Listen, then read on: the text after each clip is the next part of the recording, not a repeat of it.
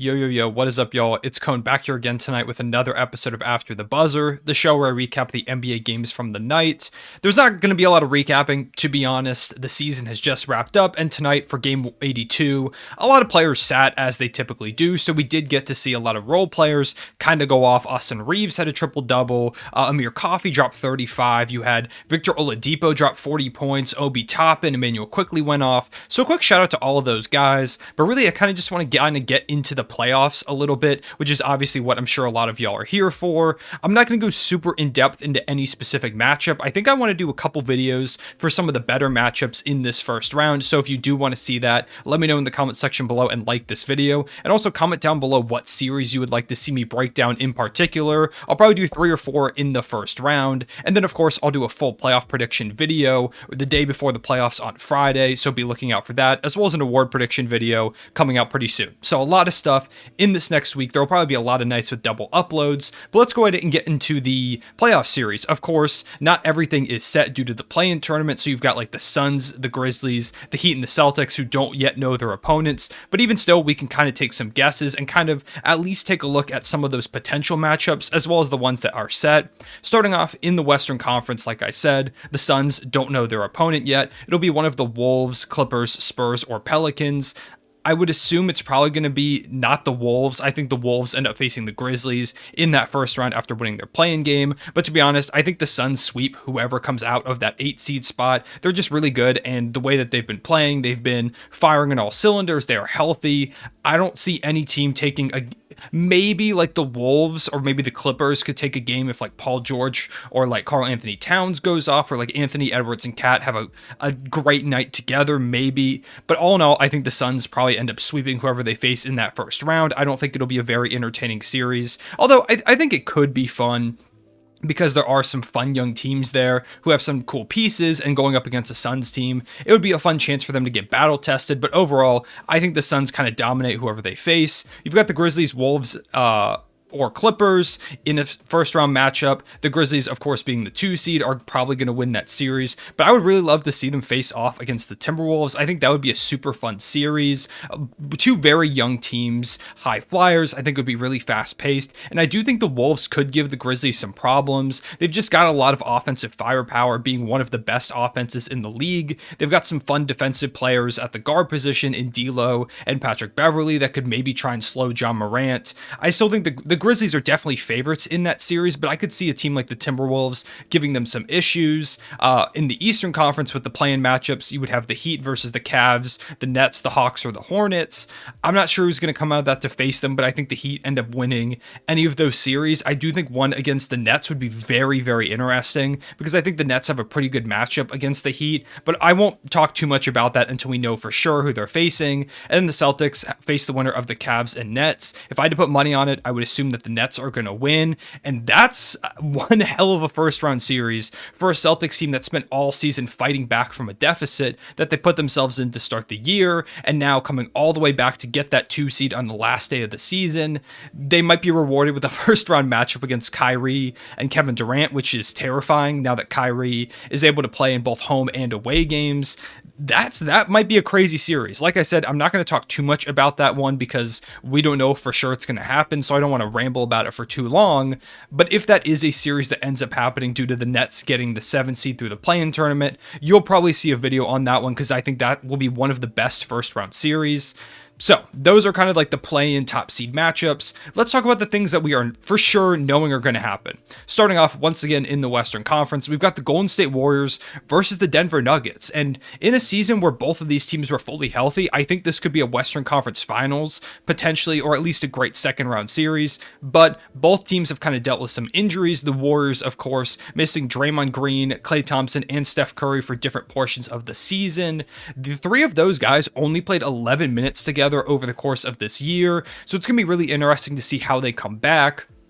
ultimately how the three of them mesh together, how they play together, who's in their playoff rotation even, because they have a lot of great pieces, but some are more flawed than others. Does Steve Kerr bring in the young guys and Jonathan Kuminga, who's been really good for them this year? And personally, I feel like he's earned a spot in that playoff rotation. Does Moses Moody get some run here and there if they need some offense? Who starts for this team when fully healthy? Jordan Poole was phenomenal over this last stretch, scoring 20 points per game, basically every single game over the last 10 or so. So he's been incredible. Does he go back to the bench when Clay gets healthy?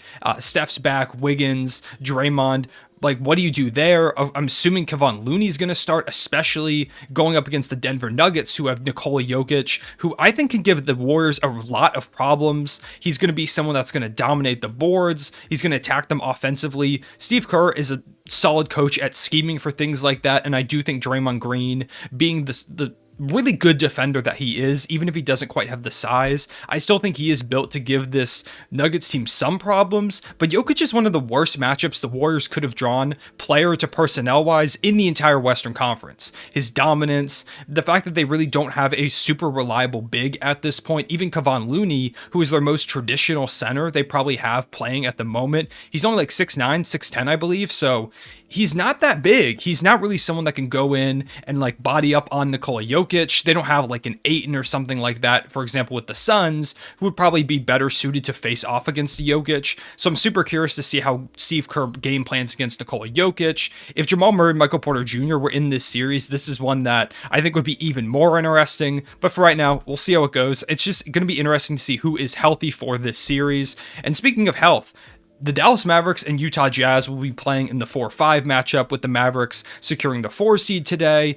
And Luka Doncic might miss part of this series. He played the first 3 quarters of game 82 today, which he probably shouldn't have done. At most, he probably should have played the first half, but Jason Kidd before the game and after the game confirmed that the plan was to play them the first 3 quarters as starters and then sit them in that fourth to give them that little bit of rest heading into the playoffs. And then Luka Doncic had a calf strain in that third quarter where he limped off. He couldn't play the rest of the game. We don't know if he's going to be back. The Mavericks just got confirmed to have literally the earliest playoff game out of any of the teams playing against the Jazz at 1 p.m. Eastern on Saturday, which is the earliest time slot. So there's a real shot that Luka isn't back for that series. And for a Jazz team that has really kind of been back and forth this year, that could be the advantage that they need to try and take this series, build on some momentum, and maybe make a run in the Western Conference. Hopefully Luka is able to come back, because I think he and the Mavericks have the chance to really do something special this year if they start firing on all cylinders. But without Luka Doncic, this Mavs team really can't go that far. They did pick up Dinwiddie, and Jalen Brunson's been playing well, so I do think there's a chance they could take a game or 2 without Luka Doncic if they're really firing on all cylinders. But they absolutely need him to beat the Jazz in that first round series, so hopefully he is able to come back.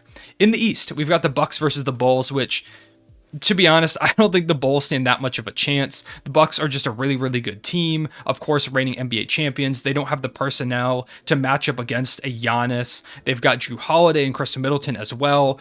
Drew really equipped to handle Zach LaVine, try and guard him to the best of his ability. Chris Middleton is a solid defender as well, going up against DeMar DeRozan, or you put Giannis on him. Nikola Vucevic isn't going to stop Giannis once he gets down low. There's not much he can do, and he's not been playing super well offensively either. The Bulls are just kind of crumbling. They've dealt with a lot of injury issues at this point in the season, really over the course of the whole year, and it feels like ultimately just kind of all of the fatigue between having a big COVID-riddled season to start the year, as well as just dealing with a lot of injuries. It feels like at this point the Bulls are just kind of on the ropes. So I don't know what chances they have. If DeRozan goes crazy, maybe they've got a shot. Same with Zach LaVine, but they're really going to have to be firing on all cylinders, it feels like, for them to have a chance in this series, so we will see with that one. And then finally, we have Sixers versus Raptors. This, I think, has the potential to be an incredible series. Of course, the Sixers are probably going to be favorites as the 4 seed, with Joel Embiid, one of the top 3 MVP candidates this season with James Harden.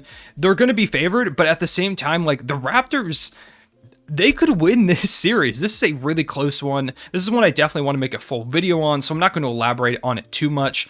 But the Raptors have really good personnel to deal with Joel Embiid. Nick Nurse is a great coach, especially when game planning for Embiid. We've seen it in the past in the playoffs, as well as just in regular season matchups. Embiid seems to struggle against the Raptors for some reason, whether that's just their personnel or it's Nick Nurse game planning. Probably a combination of both, to be honest. Embiid kind of struggles, and James Harden the other day against the Raptors really struggled from the field, and he's kind of just been in this little bit of a shooting slump recently. So if he can't get his offense going, add in the fact that Matisse Thybulle cannot play in Toronto for this series. He's unvaccinated at this point, and you have to be vaccinated to go and play in Canada and vice versa if you're switching countries. So Matisse can't play, so that is a great defender that they have. No longer in the mix in away games, which is a huge thing because Toronto already has a pretty big home court advantage. Their fans are really loud, and it's been reported that that's a really tough atmosphere to play in. So not having Matisse Thybulle is already a blow to this team. Combine the fact that Nick Nurse is just a better coach than Doc Rivers. It's going to be a really tough one. Now, of course, like I said, the Sixers do have Joel Embiid, and if he really can get going, the Raptors don't have a center to really deal with him, but at the same time, the Sixers don't really have the personnel to deal with like a Pascal Siakam. So I think it's going to be fun. It's going to really come down to how the role players play, and especially the young guys, Tyrese Maxey, Scotty Barnes. I think this is going to be one of the best series of the first round. I'm super excited. Like I said, all of these series, I think there's really only one or two that I think are really going to be not super competitive, but I think we're going to see a ton of fun matchups in the first round. I don't think we see many, if any, sweeps. Maybe like one or two. I think the Suns could probably sweep whatever team comes out of that 8 seed. Maybe the Bucks can grab a sweep, but I don't think we see very many. I think it's going to be a really hard fought first round. And I'm really excited. It's been a long time coming for the playoffs. I can't wait to get into it. Like I said, let me know which series you'd like to see me break down individually over the course of this next week, as well as just kind of what video suggestions you have. I've got some fun ones that I want to drop before the NBA playoffs, so make sure to let me know in the comment section who you have winning in these first round series, who do you have winning the championship, and things like that. Full playoff prediction video will be coming in a few days, same with awards, series breakdowns, all of that, so make sure to subscribe so you don't miss out on that. But for right now, I appreciate y'all watching. I will see you all later. Real one, say it back.